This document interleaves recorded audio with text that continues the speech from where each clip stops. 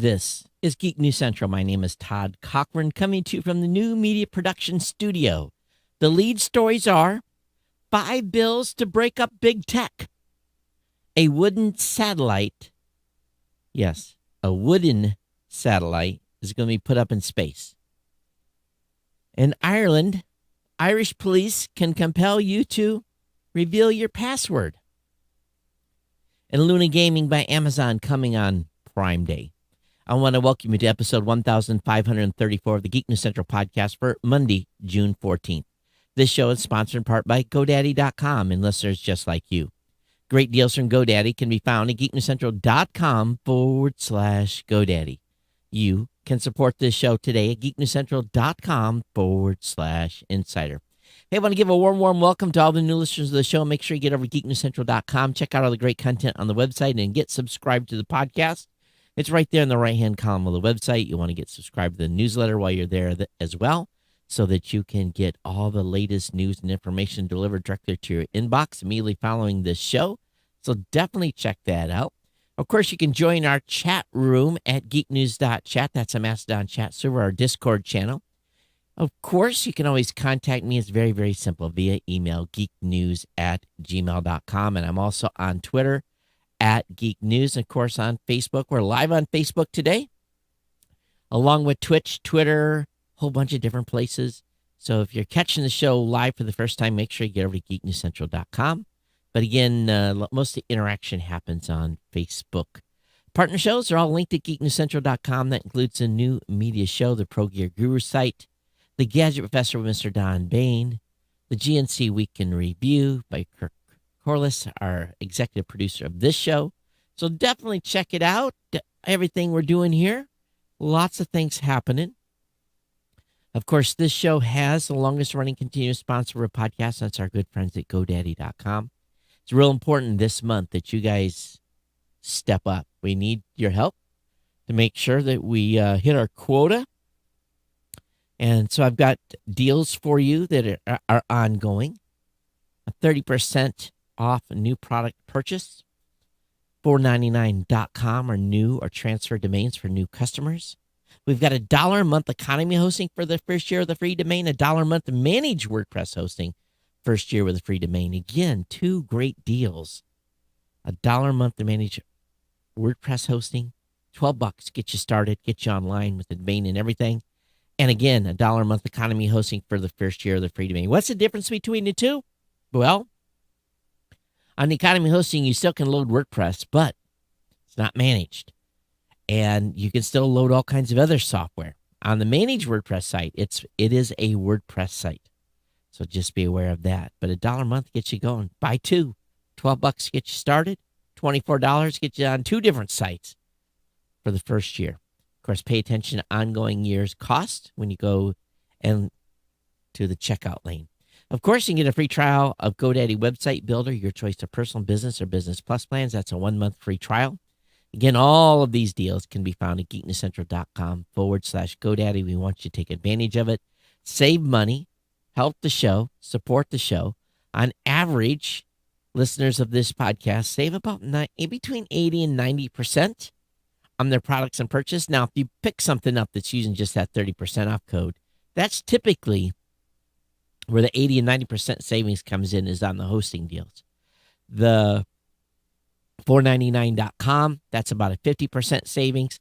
And then 30% on other products and services is just that. It's just a straight 30% off. And again, all these codes are at geeknewscentral.com/GoDaddy. We want you to take advantage of it. I want to thank GoDaddy for being a longtime sponsor here.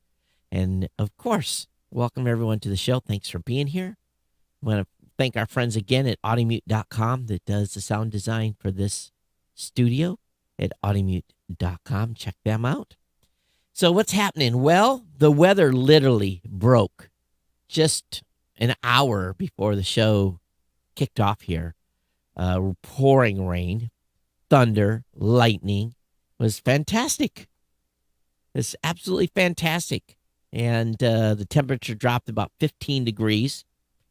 This weekend was hot and sweaty, high humidity. But it's, not going to complain. Enjoying the weather. Really big time. Having some challenges. I think I talked about on the last show with some air conditioning units.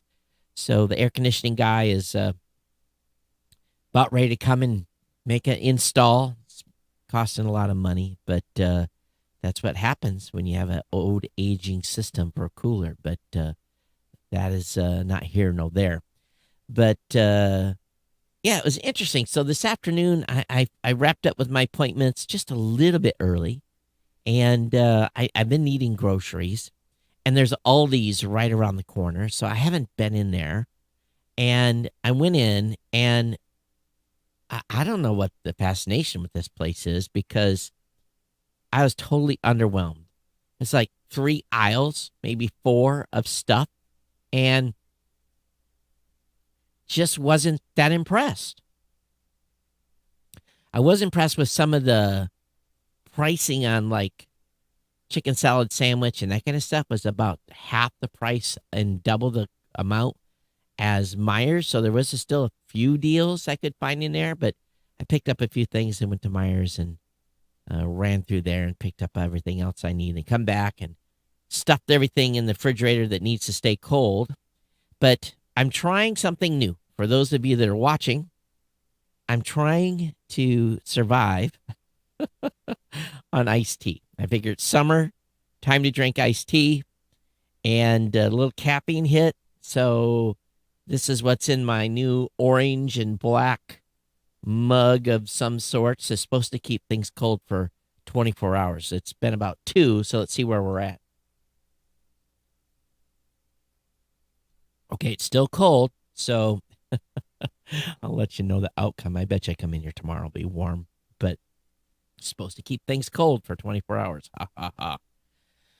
Well, anyway, that's what's going on, but I got a lot of news to talk about tonight, a lot of stuff that Kirk has dug out. I found one of 2 things on TechBeam tonight that I didn't, that Kirk missed that I wanted to cover, but this first story, I'm going to be kind of frank.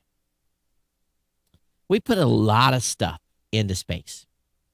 A lot of stuff. CubeSats, all kinds of small little satellites. And most of this stuff will likely will likely deorbit over time. But there is this group called WESA. And I had to be honest with you, I looked at this twice because I couldn't believe it. The first wooden satellite aims to prove plywood can survive space brutalities. WoodSat will take plywood to new heights in orbit later this year. Again, I question why. The WESA WoodSat is a 4-inch, 10-centimeter square satellite that's scheduled for a fall launch on a Rocket Lab Electron rocket in New Zealand. Getting to orbit is the only part of the venture. Once there, the team will monitor the little cube to see how its plywood build stands up to cold, heat, radiation, and a vacuum of space. I'm just kind of like, really? Why? This is kind of dumb, in my opinion. They're going to put some sensors in it. They're just doing this to do this. But why? We know what's going to happen. If Elon Musk put a vehicle into space and sent it out on a, outbound journey, do you think the fate of this is not going to be much better?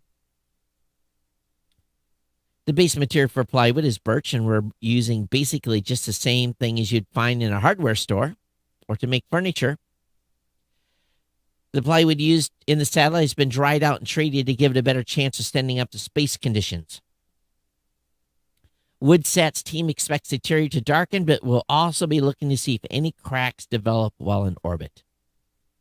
If WoodSat performs well, it could spur a new look at wood as a possible material for use in space.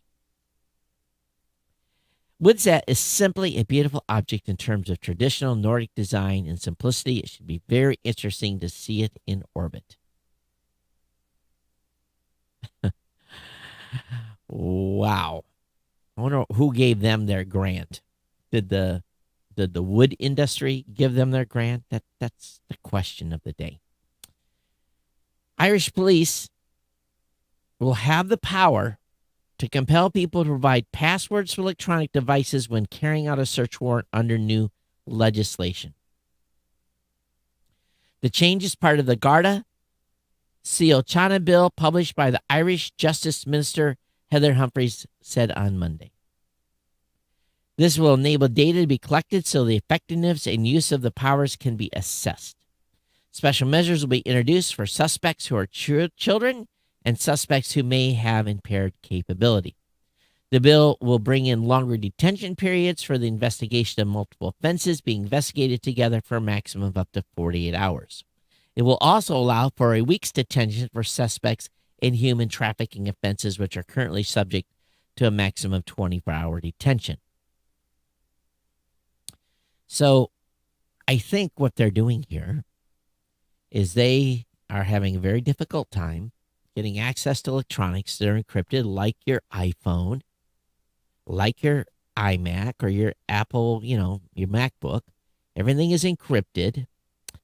Yet we'll have a story about some of those limitations later. But they will compel you to provide passwords. You have to give it to them. I wonder what if you don't? What will happen then? I guess you'll sit in jail. So this is it's an interesting move. It really, really is. This is the first I think I've seen of this, but maybe other countries have these laws as well. Does anyone else know? If you live outside of the United States, Canada, and the UK, if where, of course, the UK. Anyway, you know what I'm saying. Where else does that take effect? There's big news out of Washington, D.C. 5 new bills aim to break up big tech platforms and force them to play nice. Apple, Google, Facebook, and Amazon would struggle to evade new regulations. Now, we don't know if these are going to make it through. All it takes is a few dissenters. So here's the proposals. The 5 bills all attempt to address issues that have arisen as various platforms have grown in power.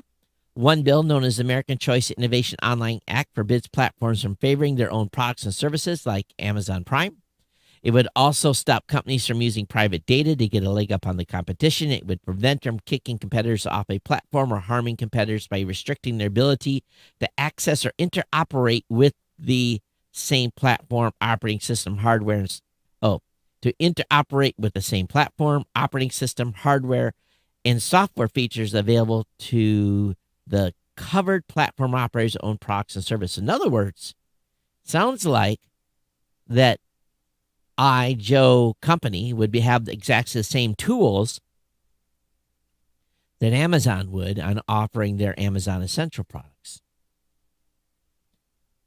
The bill would levy significant penalties against companies that fail to comply. The greater than 15% of the company's average daily revenue or 30% of average daily revenue of the offending line of business. Apple also would appear to be most affected by this bill, though Google, Facebook, and Amazon Apple would appear to be most affected by this bill, though Google, Facebook, and even Amazon would not be exempt. By ensuring the interoperability, the legislation would require each platform owner to open their software to competitors to some degree. An example of this would be Apple iOS and its tie-ins with Apple Music. Of course, Spotify has sued the company in the EU on antitrust grounds, and while Apple has been slowly allowing rival music services access to more system services like SIRI, there's still no way to supplant Apple's music as the default player. Now, Google's ad marketplace would be impacted as well. The company's ad managers are already the subject of a settlement with the French competition authorities. Another bill, the Ending Platform Monopolies Act, would prevent large platforms, those with at least 50 million monthly active U.S. users and a market cap of $600 billion or more, from owning or operating businesses that would cause them to advantage their own products or services or disadvantage those of their competitors. App stores would be potential violators, but so would ad exchanges and music or video services. Another one, the Augmenting the Augmenting Compatibility and Competition by Enabling Service Switching Act would require platforms to guarantee some minimum standard of interoperability and data portability. Facebook would appear to be the target here, given that the social media profiles are basically impossible to port from one network to another. Another bill, the Platform Competition Opportunity Act, would require companies proposing mergers or acquisitions, not the government, to prove their cases. Affected companies have 50 million in active users or 100,000 monthly active sellers and profits or a market cap of 600 billion. So this bill is the only one to include business users or seller accounts, which seems to single Amazon Marketplace. And the last bill is all about a grab for money. The Merger Filing Fee Modernization Act is the only one that aligns with bipartisan legislation proposed in Senate. Legislation would significantly increase filing fees for mergers, directing the money to regulators and DOJ and the FTC to beef up their antitrust oversight capabilities. So these were all bipartisan bills. They each have Republican and Democrat sponsors. It's unclear if any of these bills will pass. The last one, the Merger Filing Fee Modernization Act, appears most likely at this point, so it's a relative incremental piece of legislation.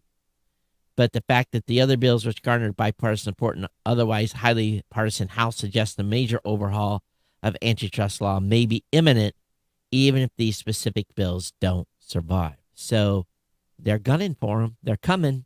We'll see. We'll watch and see what happens. Amazon is going to open up Luna Cloud Gaming to Prime members between June 21st and the 22nd. So the Luna game service is offering no invite access on Prime Day. During that time, Prime subscribers in most of the U.S. will be able to start a 7-day Luna trial and can now get discounts on a Luna controller and Fire TV bundle. To access Luna currently, you must request invitation or own a supported Fire TV device. It's available on Windows and Mac PCs, Fire TV, iPhone, and iPad via the web, and on supported Android device. It costs $5.99 a month. It includes Resident Evil 7, Control, Tacoma, Res Infinite, and Metro Exodus.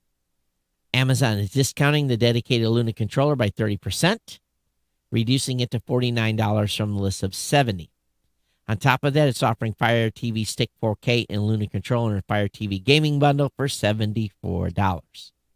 So just a heads up of that forthcoming. Still have not heard from Starlink. Still waiting on their invite. So patiently waiting here. Hey, we previewed these before, but the 2021 Doodle for Google winner finds strength and hope. After the death of his father, 11th grader Milo Golding created a charity focused on helping children cope with grief. So this is the Doodle for Google that wins. And there's a good write-up on that online and available for you to check out. Moving on here, we all have to be really, really careful. These times have changed, and you do not want to be the person at your company that is the result of ransomware. And here's the thing. Email is one of the exploits being used for people to basically have you click on something, to basically you be the launching point for a malware attack on a company that locks your systems down. So it may seem odd at first, but an email account is a gold mine for scammers. A hacker can do more than get their hands on your coveted chicken casserole recipe. They can cause damage to your identity and finances, and they can get to your computer. They can impersonate you. They can track passwords on other accounts. They can use it to check email based on two-factor authentication. They can collect sensitive information. They can steal your identity. It's just a few things. They can even learn when you're out of your house. So be very, very careful. Reinforce the security of your email password and your authentication methods. Make sure you're using two-factor authentication for all of your email accounts. And if your work doesn't have two-factor authentication already, well, it's just a matter of time before something bad happens. So just be aware of that. That's just one of the many ways that you can be exploited and you can cause your company damage if your email address is exploited. One thing I did the other day was the Prime account I assigned to, I put it primarily under Shoko's email address. And I forgot that I had AWS services tied to that account, and the billing it didn't get totally jacked up, but there was a little bit of time when I was kind of in a panic that I may have screwed myself and locked myself out of AWS. I was able to recover, but also remember what you have accounts tied to in a variety of different ways. So it's just one of those things that can happen, and just be aware that your email is a gateway to almost everything today. Now, we've already heard the news about the DOJ in 2018 subpoenaing Apple and others for information in regards to classified information that was leaked during the Trump administration.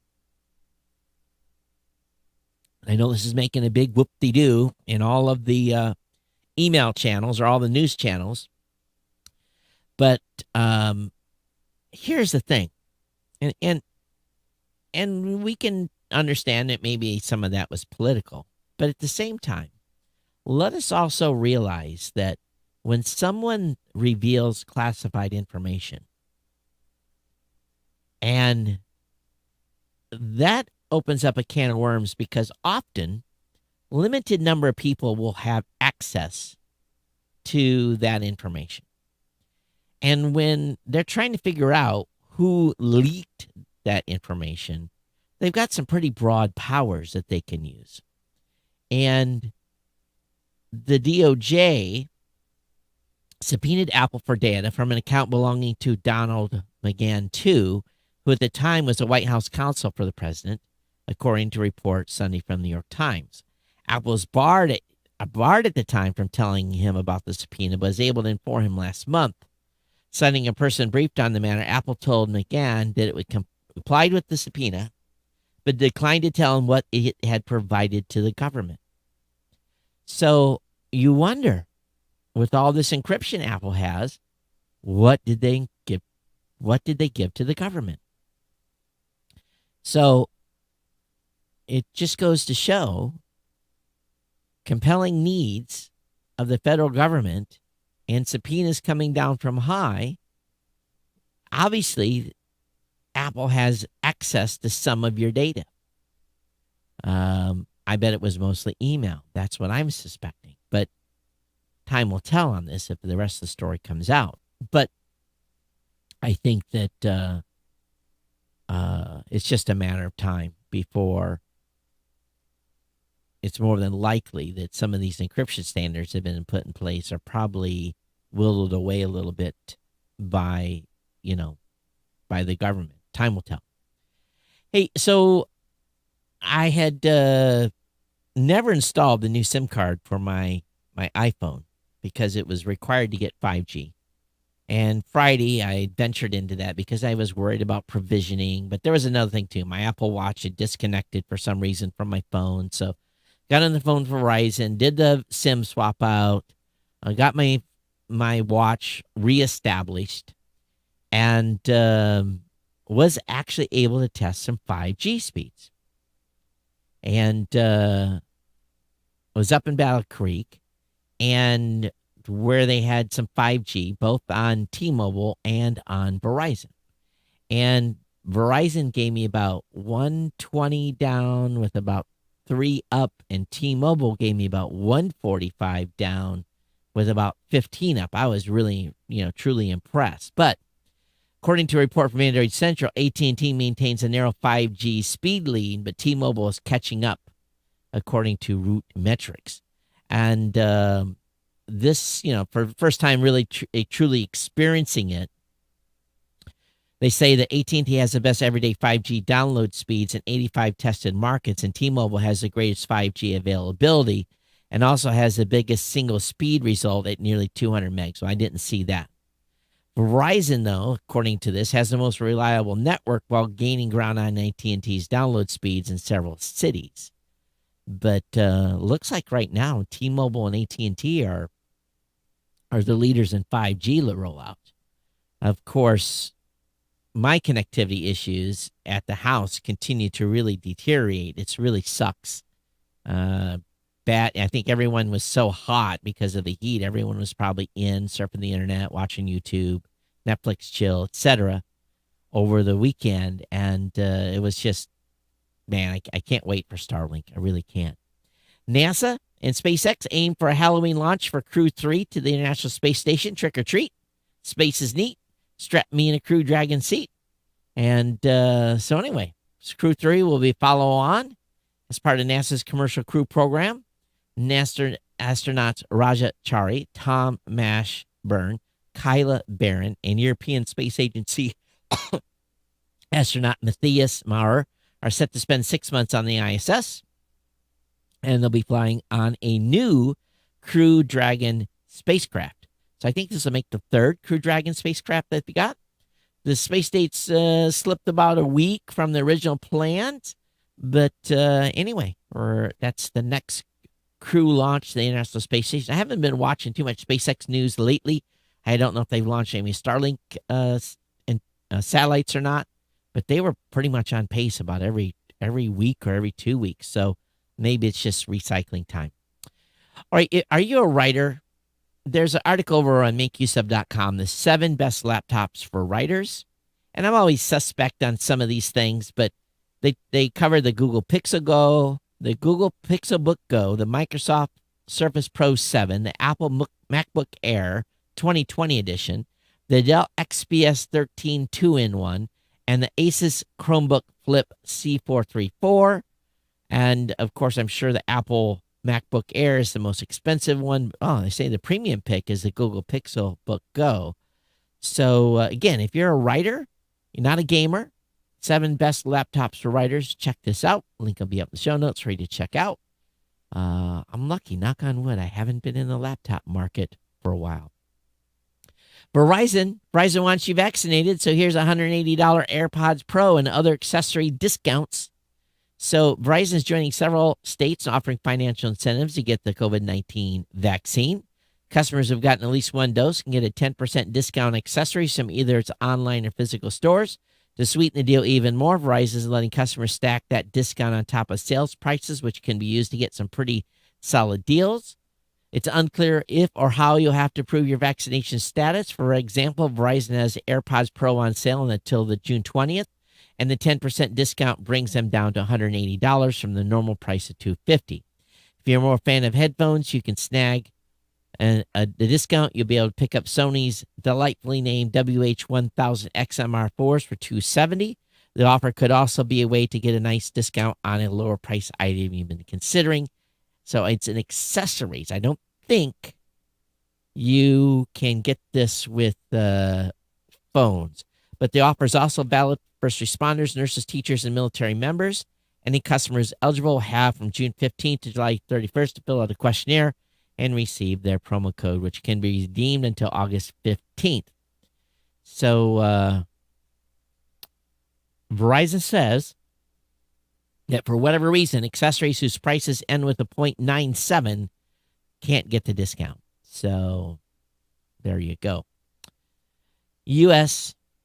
government has released NSA leaker Reality Winner into supervised custody. She spent 5 years in federal prison for her leak of classified information. Everyone's trying to get her a pardon right now, but she's in a work release facility. And so apparently she finishes up her sentence in November. And but she is on track for good behavior. That's why she's been in this new facility. So anyway, another classified information or classified information leaker is now soon to be released. YouTube is banning alcohol, gambling, and politics from its most prominent ad slot. Starting today, ads for certain subjects won't show up in the masthead position. So I'm sure that doesn't, many of you probably don't care about that. But it's interesting that they've removed politics from its most prominent ad spot. This is kind of surprising to me. Pai's legacy lives on for now as Biden fails to nominate a Democrat to the FCC. His failure to fill empty FCC slot has consumer advocates increasingly worried. So the FCC's Communication 2-2 partisan deadlock is reaching a critical point. 57 advocacy groups wrote a letter to the president and vice president this past Friday. Nearly 5 months after his inauguration, the president has not yet nominated a Democrat FCC commissioner to fill the empty fifth slot. Democrat Jessica Rosenworcel has been leading the commission as acting chairman, but she lacks the majority needed to do anything opposed by the FCC's two Republicans, such as reinstating net neutrality rules and reversing former chairman Ajit Pai's deregulation of the broadband industry. Even a step like raising the FCC's broadband speed standard, which hasn't changed in 6 years, will likely require a party line vote because Republicans prefer a lower speed standard for the FCC's annual report on how many Americans lack modern broadband access. So it's interesting. And of course, Senate approvals takes months. Someone that was nominated back in March is just getting confirmed now. So, and it also probably messes with the president's broadband goals and restoring net neutrality. So why hasn't he nominated someone to the FCC? It is kind of curious, isn't it? Apple Watch Series 7 can include a new screen and updated ultra-wideband tech. I think I'm still on Series 4. Matter of fact, the technician from Verizon asked me which series I had. I couldn't remember. I had actually look up the code to figure out which version I had. So, you may have to wait a while for the new health features on Series 7. But Apple reportedly has grand plans for Apple Watch. And it's going to have updated ultra-wideband functionality. I'm not sure why you need that. But it'll be you can use existing technology to let you unlock hotel rooms and other doors. Leaker John Prosser recently claimed Apple is redesigning watch with a flat sides and new colors. Some prototypes include thinner bezels. He said Bloomberg didn't mention a case redesign, though, suggesting only that the wrist wear might be thicker. One thing I can't seem to get through a full day wearing the Apple Watch now. I don't know what it is. It's just maybe the way I work or the way I rest my hand. But, there's some other features. The company supposedly wanted a body temperature sensor in the 2021 watch, but that doesn't expect to be ready until 2022. And you also have to wait until next year for the rugged Apple Watch variant, according to the source. And you might want to forget about blood sugar monitor to keep diabetes in check. That might not be ready for several more years. I'm going to tell you, the blood sugar thing, that's big. If they can get that in, it's big. It's really, really, really big. It's game changing. That's something they should really, really push for, in all honesty. Well, Microsoft Windows 10, its days are numbered. Microsoft will end Windows 10 support in October of 2025. The next version of Windows will be revealed next week on June 24th. So this is interesting. It will stop support for the current operating system on October 14th, 2025. That means Microsoft expects a transition to the next version of Windows, which it will show off on June 24th, to take around 4 years. The company quietly announced the news, and a support page update is spotted by one of the web writers. Previously, the page noted that when Microsoft would end support for certain versions of Windows 10, it now states that Microsoft started supporting Windows 10 Home and Pro in 2015 and reveals the operating system's retirement date. So as for what we're expecting from Windows 11 or what it's called, there'll probably be a redesign, including a revamped Windows Store. Microsoft recently handled Windows 10X. So we'll see. We'll see what happens. Seems like we've had Windows 10 for a long time, doesn't it? I'm running Windows 10 there. So it kind of scares me on that one. That one will stay in Windows 10 until it dies. How many of you use Stripe in your businesses? Stripe goes beyond payments with Stripe Identity to provide AI-based ID verifications for transactions and much more. A number of startups, at least 4 or 5 of them, have fashioned themselves as a Stripe for identity verification. But today, Stripe is stepping in to fill that need itself.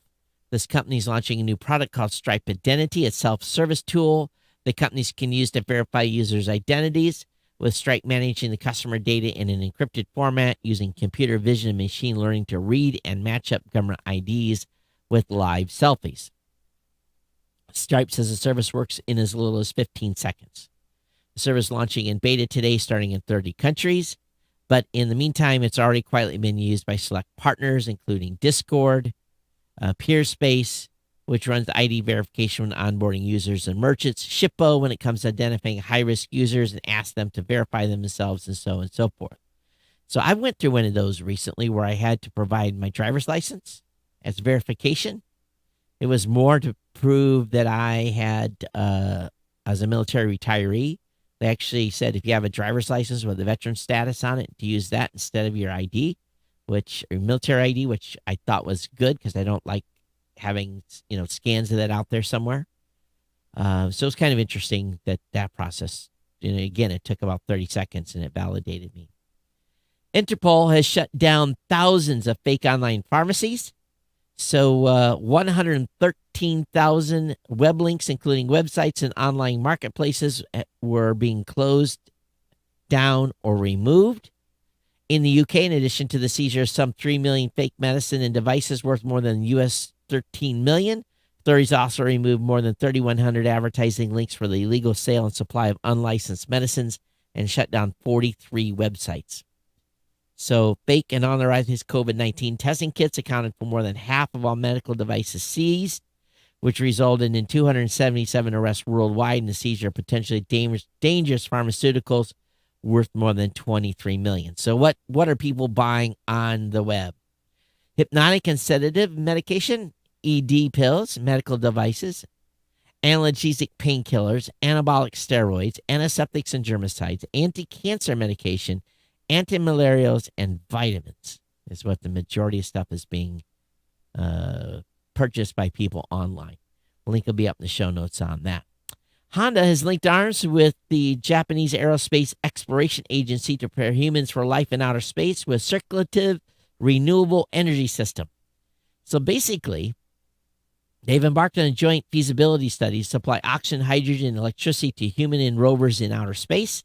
This is all for the ongoing plan to go back to the moon. In addition to water and food that people need, as well as oxygen, as well as hydrogen for fuel and electricity, one of the solutions to obtain them in space without resupply from Earth is creating a circulative renewable energy system, which combines a high differential pressure water electrolysis system that produces oxygen and hydrogen using solar energy to electrolyze water and fuel systems that generate electricity and water from oxygen and hydrogen. A lot to say there. So they're leveraging a lot of the stuff that Honda's came up with already in energy storage. So we'll see what happens with this. So thinking about moving to the moon. Been wanting Echo Auto? It now brings ALEXA to your car dealership today, or to your car cheap today, not your dealership. So the Echo's caught on in the market right away. Many of you have 2 or 3 of them in your house. Android Auto is tiny. It's a device about the size of a smartphone, and it can clip to an air vent on your vehicle. So you can pick one of these up for $14.99. And I don't know if did Alan put a link? I don't see a link on the website to this. So anyway, that's available on Geek News Central.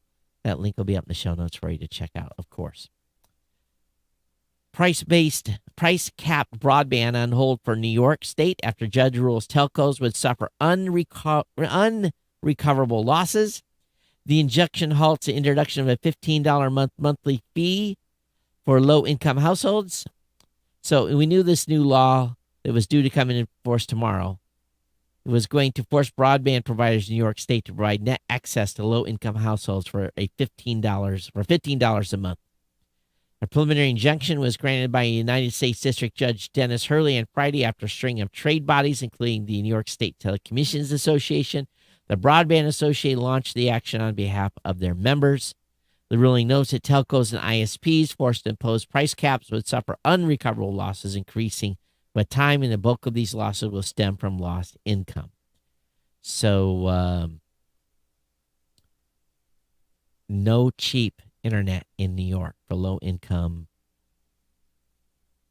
households, at least for now. The Supreme Court has given LinkedIn, well, actually not LinkedIn, the Supreme Court has given LinkedIn's competitors another chance. Basically, it's been struck down that that companies can scrape data off of websites. And it's because of a recent June 4th decision by the Supreme Court that restricted the scope of Computer Fraud and Abuse Act, which is a federal anti-hacking law that blocks access to a computer without authorization. That particular ruling, the Supreme Court has made the decision that a person can't be guilty of misusing information if they had permission to use the computer in question, this time being the web. So this all started in 2017 when LinkedIn accused HiQ of scraping LinkedIn's public profiles. HiQ would then use the data to create algorithms that could predict when employees might leave jobs. LinkedIn said HiQ was in violation of the anti-hacking law. So as mentioned, so this prevents LinkedIn from blocking HiQ. And they're going to have to go back to court. So we will see. Oh, LinkedIn has made its case to the Supreme Court. So we'll see where this leads to. And time will tell if they get a ruling on that. Those of you that belong to the Teamsters, a ransomware attack hit the Teamsters in 2019, but they refused to pay. The FBI advised the union to just pay the ransom, according to sources, but union officials chose to rebuild their computer network instead. Instead of agreeing to the negotiated $1.1 million settlement with the hackers, they basically said, hey, no, we're not going to do it.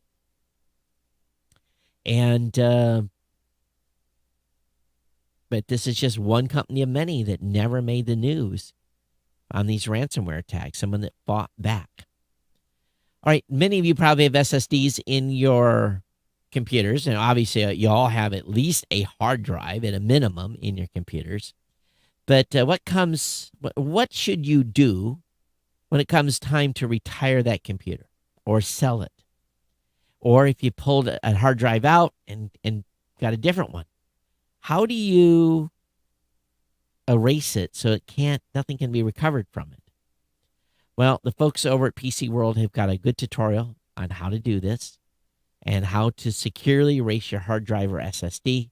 It's a good how-to, and many of you probably have hard drives laying around. My advice is always that when in doubt, use a sledgehammer. Smash them, break them up, take the lids off, and then smash them with a sledgehammer 3 or 4 times, and you'll be good to go. $28 million scores mystery bidders right to breathe same air as Amazon kingpin Jeff Bezos in Blue Origin flight. So that was the final bid. Bidding for a seat to accompany the billionaire began in the low millions and stood a shade under $5 million by the end of last week. An auction on Saturday resulted in a final ticket price more than 5 times higher at $28 million. Wow.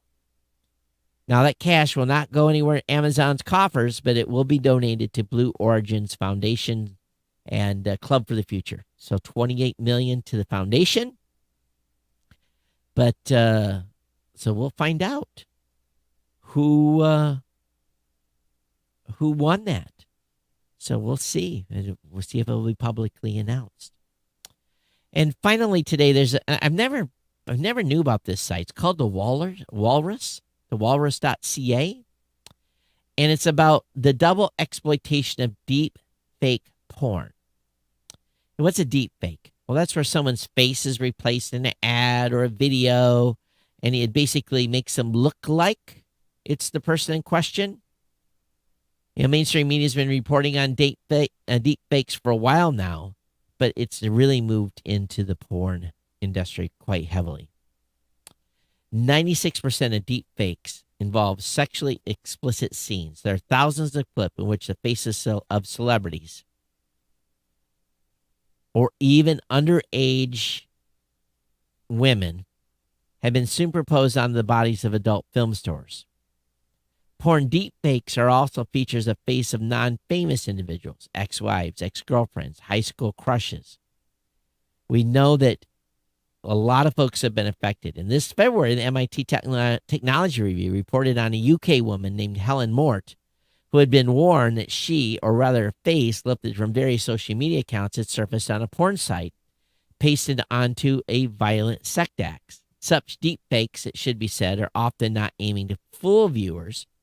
For one thing, the technique has frequently resulted in sloppy overlays with blurry edges and pixelated mouths. But realism isn't the point, according to the media scholar. Porn deepfakes are almost always labeled fabrications, with some creators taking pride in them as a kind of fan fiction or media remix. So lots of discussions about this and what's going on and how this technology is going to, advance over time, and how this is going to be very, very hard to stop. So a very, very interesting article. Link will be up in the show notes. So definitely check that out.